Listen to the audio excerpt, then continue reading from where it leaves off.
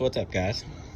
For the last couple of weeks, troubleshooting here and there between rainstorms, we have been trying to get our Equus RPM gauge to work on our EzGO workhorse with a 670 V twin Predator. The inductive pickup wire would not work. We finally figured out why. It is actually because the particular spark plugs that are installed on this engine, or that this engine calls for. Hi, Jackson. Say hi. Say hi. Hi. Hi.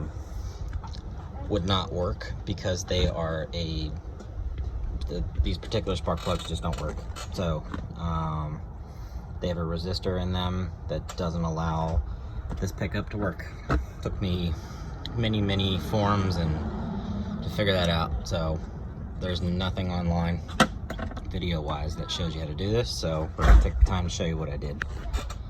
Kind of sucks because I gotta rerun the wires back underneath the firewall and through the chassis back up to the dash, but it is what it is. Oh, hi.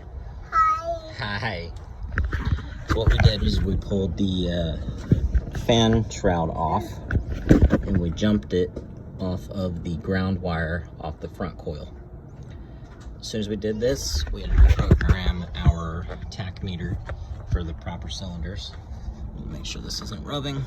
I'm gonna fire this thing up real quick. Ow. Alright.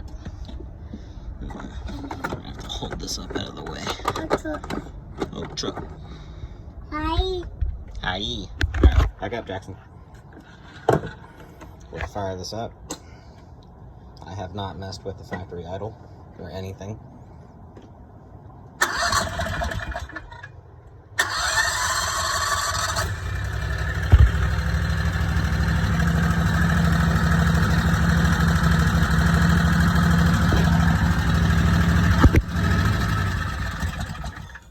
Probably helps if we plug this thing in.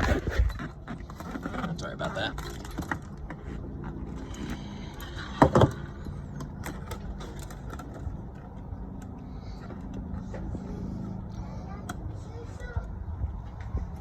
Anyway, round two. Full sweep on the RPM gauge.